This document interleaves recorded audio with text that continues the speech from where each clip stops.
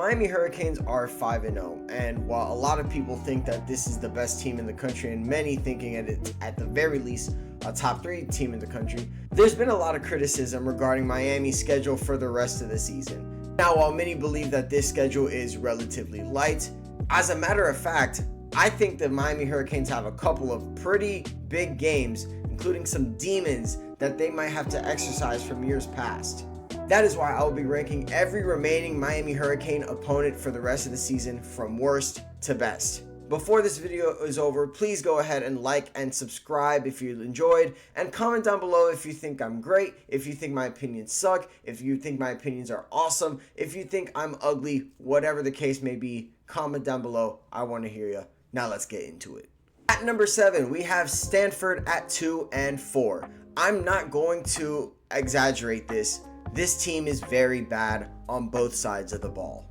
This team doesn't run the ball well. This team is one of the worst scoring defenses in the league. They're one of the worst rushing offenses in the league. And on top of that, they don't even have time to even pass the ball, as they're one of the worst teams at protecting the QB. They've allowed 20 sacks already. And against Ruben Bain and Akeem Mesidor, I promise you, this is not going to be a very difficult matchup. On top of that, this is a team that can't really defend the pass at all. We're looking at a really, really bad football team at home at prime time. Not gonna lie, don't know why ESPN decided to stick this game at 7 p.m., but it is what it is. I'll be surprised if Miami has any kind of struggle against this team, and if they do, I don't even want to picture that.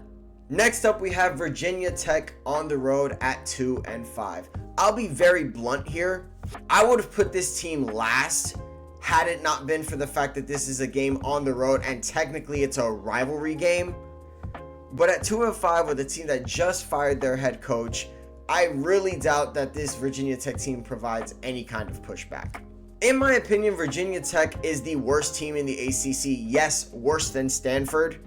The reason why I think that they're going to provide a bit of a tougher matchup is quite simply because Blacksburg, Virginia is a very, very difficult place to play in, no matter what team. Lane Stadium is one of the best atmospheres in college football. I hope to go there one game just to see the Canes put BTA on Virginia Tech. But for now, I think that we can discuss how bad this Virginia Tech team has been. According to these stats here, it says 115th in points per game allowed, 119th in yards per play allowed, one of the worst passing defenses in the league, 8.9 yards. Oh my goodness, guys, come on now. To be quite frank, I like Kyron Drones, but I just think he's operating behind a really, really bad offensive line. They've allowed 18 sacks in 7 games. That's 111th in the country. And even when they get time to pass, the weapons are just not doing Kyron Drones any favors. Overall, I'm not really sweating this game in Blacksburg.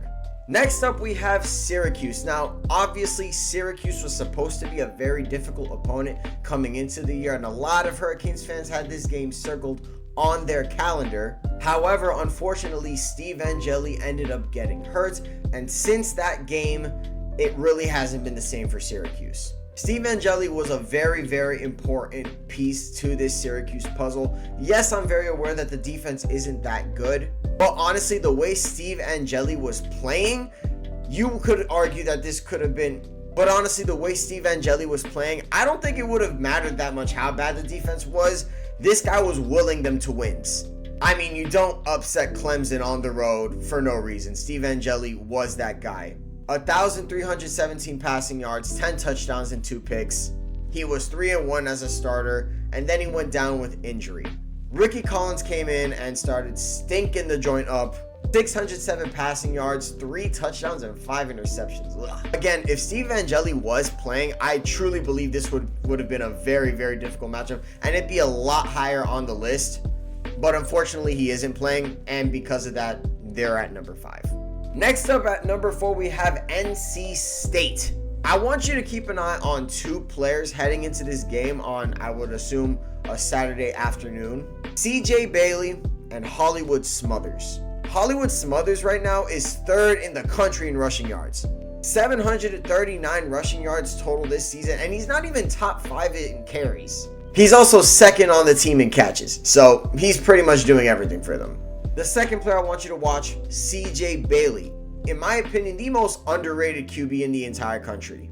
1,846 passing yards, 14 touchdowns, and 7 interceptions. He's got great arm talent and the stats to back it up. He's top 5 in passing yards and top 10 in touchdowns so far in the nation.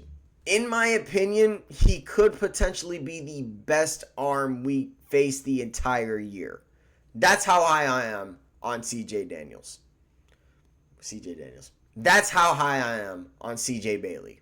So because of those two players and the threat that they possess, I truly believe that this is the fourth most difficult team and a team that we should definitely keep an eye on. These last 3 opponents, in my opinion, are teams that can genuinely upset us, genuinely make things difficult for us, and if we lose, I wouldn't be that surprised. At number 3, we have SMU. They're 4-2 on the season, but make no mistake about it, this is one of the better 2-loss teams in the entire country. This team did not make the ACC championship for no reason. Kevin Jennings is back, and he's trying to get him back to the dance. 1,658 yards, 15 touchdowns, and 6 interceptions so far this season. Kevin Jennings is on a mission. A big reason this game is so high on this list is because it's on the road in an environment that Miami really hasn't been in before.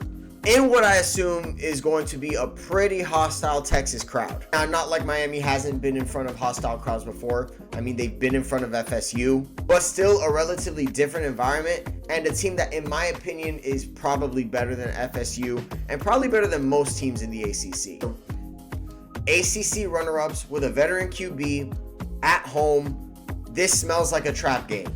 He's been in huge games before. He's played well in huge games before. Something I should probably mention, SMU leads the ACC in sacks with 20. Keep a lookout for cats like Cameron Robertson to make it a bit difficult for this Miami offensive line. One way Miami can separate themselves, pass the ball. This team is 136th in the nation in pass defense. So if the pressure's not getting there, you have time in the pocket, Malachi, Tony, CJ Daniels, just do your thing. I expect you to do it anyway. Number 2, we have Louisville. They are 4-1, a game that's going to be played tonight, and I am going to be there. I'm very excited. I expect an electric atmosphere, an atmosphere that I have never been a part of. This is going to be my first Canes game, and I think I picked the best Canes game to go to up to this point, and I think this is going to be the best game in Hard Rock Stadium for the rest of the year. Louisville is 4-1, and they had a conversation at one point this season to be ranked. And to be quite frank, they probably should have beaten Virginia a week ago had it not been for Miller Moss throwing 2 pick sixes. We'll talk about Miller Moss in a second. First, let's talk about this defense. This defense is incredible, specifically their front 7. This pass rush is elite. This pass rush is really, really good. Cleve Lubin is very, very good. He leads the team in 4 sacks. This defensive line has been good all year long, and they're going to have their first really big test against this Miami offensive line. And Miami's offensive line, outside of Florida, I don't think we're going to face a better pass rush this year outside of Louisville. A wide receiver that we're going to have to watch, Chris Bell, probably the most underrated wide receiver in the entire country. 35 catches, 502 yards. He is number 5 in the entire country in yards per game. This guy's a stud. Miller Moss is 1000% going to target him frequently. Miller Moss has had a rough go this year so far. Not too rough of a go to the point where he's awful, but he has had a lot of turnover prone plays. Last week in particular, 2 pick sixes that essentially cost them the game. Plays that he probably should have blown dead, he decided to keep alive. Against this Miami defense, that is not going to fly. As a matter of fact, that could make it a very ugly game. Friday night, ACC games get pretty damn weird. Just look at FSU versus Virginia.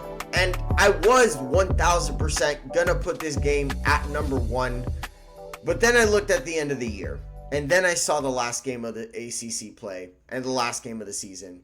And I couldn't not put this game at number 1. Number 1, the Pittsburgh Panthers. And I'm calling them by their full name for a reason. Any true Cane remembers November 24th, 2017. The Canes were undefeated heading into Heinz Field, and the vibes were high. We were about to play in that ACC championship game. It was a breeze against a team. We thought it was going to be a breeze against a 4-7 team. And that game was the debut of true freshman Kenny Pickett. And I don't know what happened in that game. I don't know how, but Miami got outplayed on all fronts. The score on the scoreboard doesn't tell how Pittsburgh dominated this game. It was my first true heartbreak as a Canes fan. It wasn't the last. 8 years later, and what do you know? Pat Narduzzi is still the head coach, and now we have a true freshman taking over. Very, very similar situations, and very, very similar potentially to what happened 8 years ago. The only real difference is that this Pittsburgh team is actually pretty good, and I don't think Miami's going to overlook them. Another difference, I would say, is that, well, this team is a lot more well-balanced than that team in 2017. And they blew out Boston College, and they beat number 25 FSU on the road. So this kid knows how to play in big games already, beating a ranked team on the road. He's got the weapon. He's got, in my opinion, the most underrated overall weapon in college football, Desmond Reed. That guy is gifted, and in my opinion, he's going to be playing on Sundays eventually in his career. But if I'm being honest, I really don't care who plays in this game. It's all about the optics. This is a road game against a really damn good team. One game before potentially we make it to the ACC championship game. Too familiar of a scenario from back 8 years ago. And I know I'm a bit dramatic, right? 8 years ago is 8 years ago, right? This team is different. This team is fresh. This team is new. You haven't seen what I've seen, okay? I've seen true, really good Canes teams fall apart late in the season. Just look at last year. Yeah, last year scarred me. Again, 2024, 10-0. No, I believe 9-0 or something. Heading into Georgia Tech. Heading into Syracuse. We were about to enter the ACC championship game. And what do you know? We lose. Up 21-0, Miami choked. And you're probably thinking the schedule on paper is easy, okay?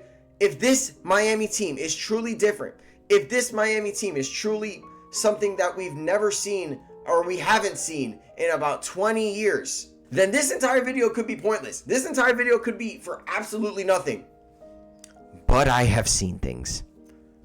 I am not ready to fully believe that the Canes are back until we get through this gauntlet. Tonight starts the journey against Louisville, a tough team, and it ends at Pitt, another tough team. We have demons to exercise, ladies and gentlemen, and the journey starts tonight. If you like this video, please like, subscribe if you're new. I'm going to be posting pretty much every other day. And until next time, dale!